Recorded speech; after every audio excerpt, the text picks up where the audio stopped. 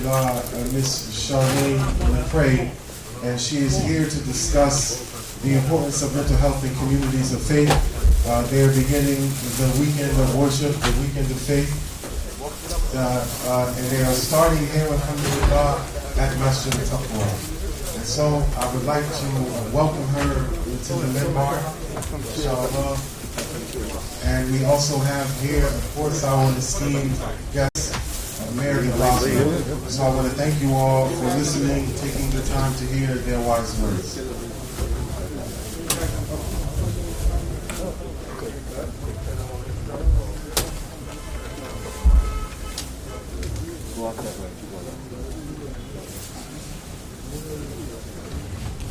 Salam alaikum.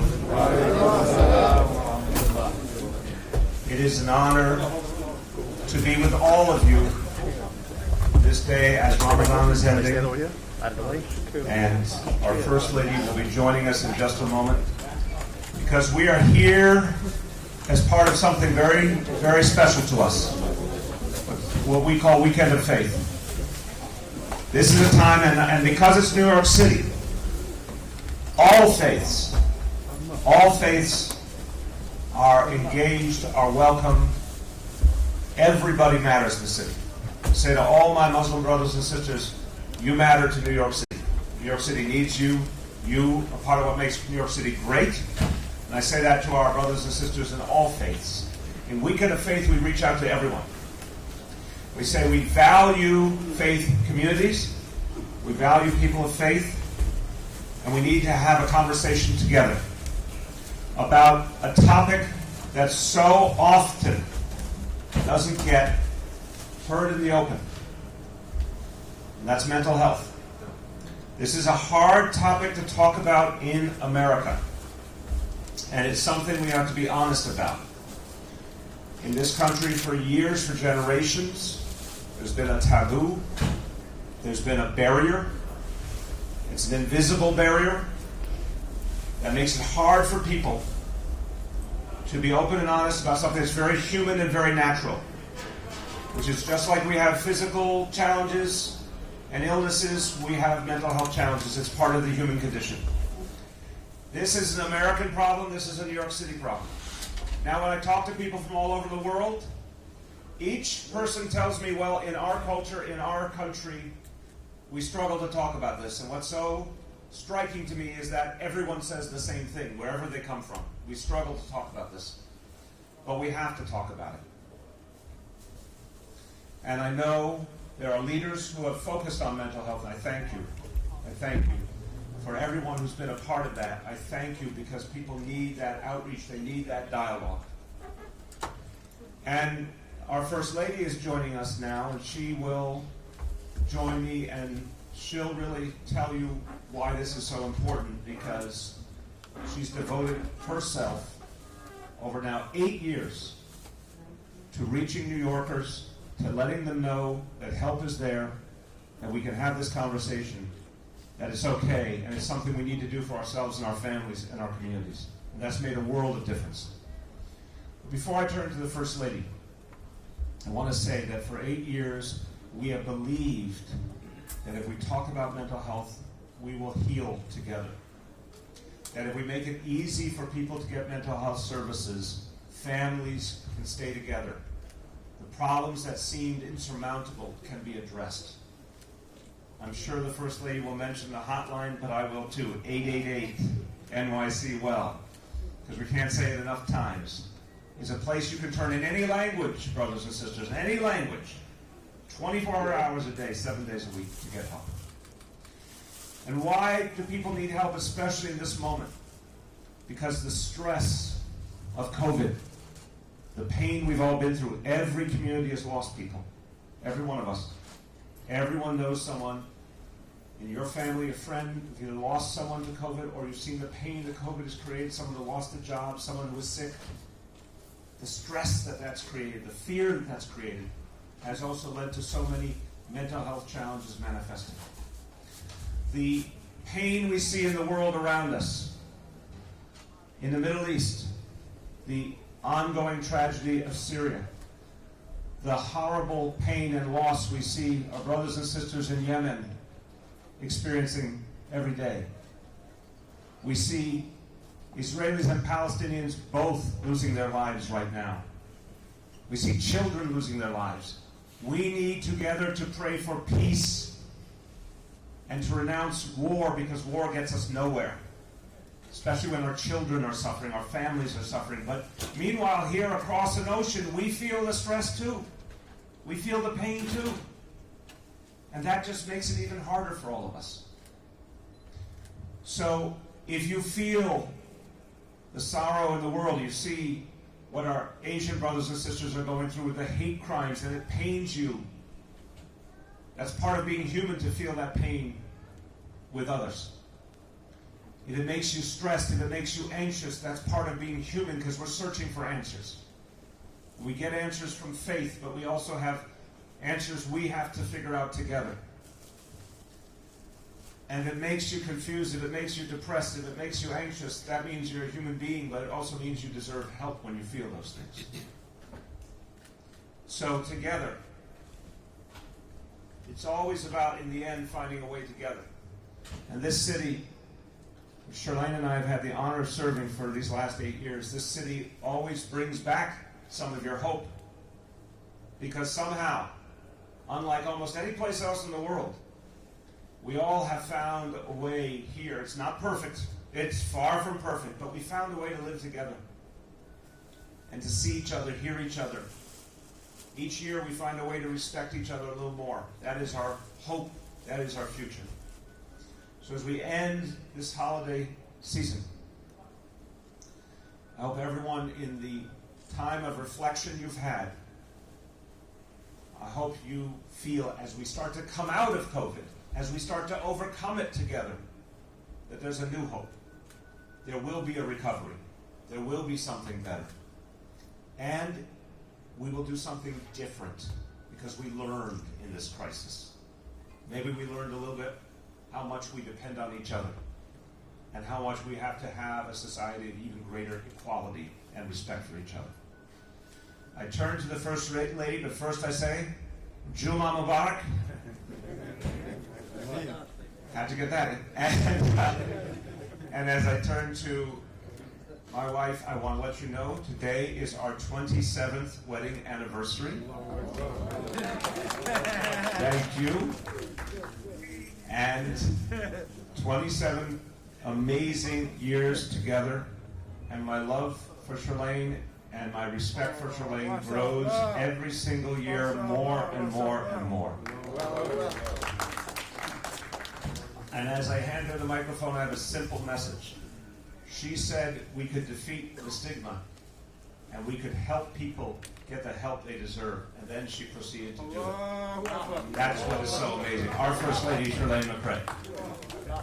Thank you, Bill. We are all in this together, and I am so pleased and honored to be able to share our 27th anniversary with you, along with everything else. Assalamu alaikum. Juma Mubarak.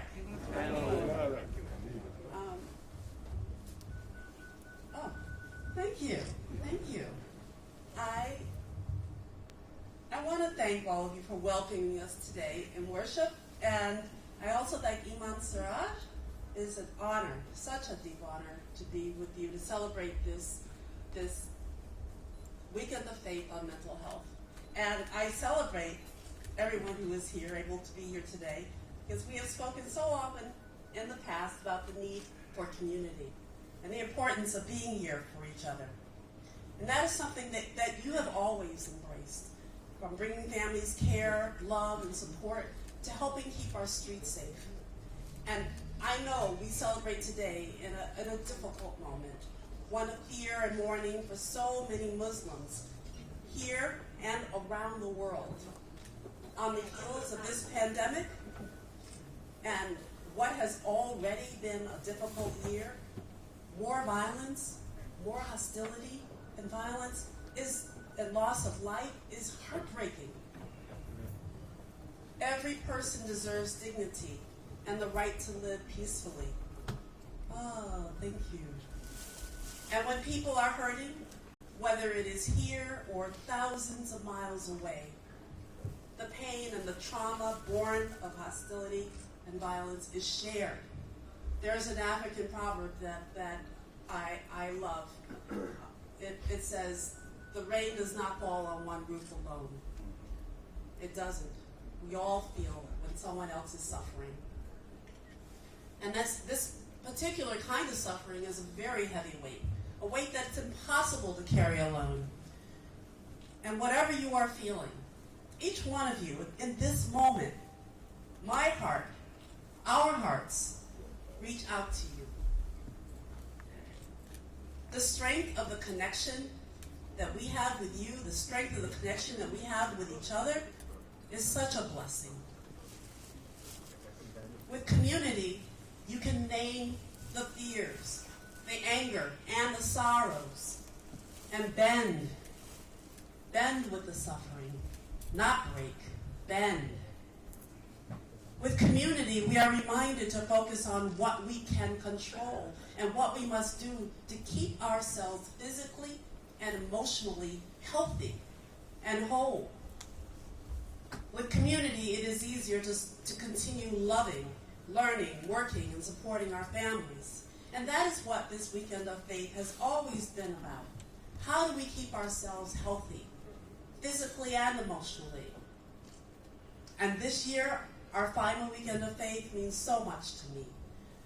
This is a chance to celebrate all we have done together, decreasing the stigma around mental illness, substance use, and addiction, raising awareness for mental health and connecting people to support.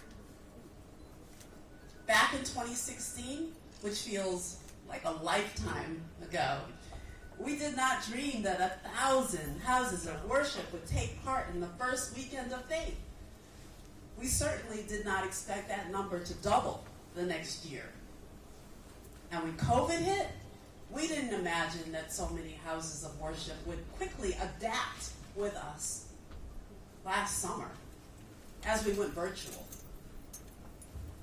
And of course, the reason for this strong connection with communities of faith all over the city, Muslim, Christian, Jewish, Buddhist, Hindu, is that we share a common purpose. We feel the love, we feel the call to love our neighbors. We all want to live our best lives. We want to be healthy. And there is no health without mental health. We all want that, and we need that sense of warmth and community, to know that we are not alone. So often, that starts in a house of worship, in a masjid, a church, a temple, a gurdwara. How many of you have turned to an imam or another faith leader during a mental health challenge? How many of you? I see a hand. I see some hands. I certainly have. How many of you received emotional support from the Masjid? A hand?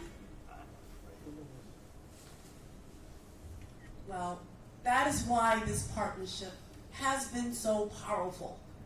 We have amazing leaders across so many houses of worship, spreading the word. And now is the moment to do more, which is why our administration has announced mental health for all. We are going to screen every child this fall as they go back into the classroom to make sure they have the social, emotional, and academic support that they need. They're going to get much more personal attention because we know that our children, when they walk into the classroom, they're not just carrying a backpack, right? They carry everything that they're feeling, everything that they have gone through. They feel everything adults feel, even when they don't have the words for it. So we're going to make sure that they get the attention that they need. We will check every New Yorker who's getting vaccinated to ask how they are feeling and connect them to care if they need help. And, as my husband has reminded you, and I hope you will all remember the free confidential number to call any time of day or night. If you ever need information or resources or counseling that's not otherwise available to you, you can call 1-888-NYC-WELL. Again, it's free and confidential. Will you say the number with me? 1-888-NYC-WELL. Can we do that one more time? All right. 1-888-NYC-WELL. Please remember it, share it with your family, share it with your neighbors. You never know when someone might need someone to call, someone to reach out to. And so often, that call is the first step to getting the help that people need. Although this is the last weekend of faith, I'm getting a little emotional. The last weekend of faith for the mayor and me. The mission continues, and I'm counting on all of you to continue this mission. Our partners in faith will continue to play a crucial role, sharing resources, being there to help guide New Yorkers. But we need each one of you to do this work too. Everyone has a role to play in mental health. Everyone. And I know you've already said so much, but we are both so grateful to all of you, the role that you've played in making our city stronger, the role you've played in this mental health outreach and effort. I hope you will remember us and keep that in your hearts. Thank you. Thank you so much.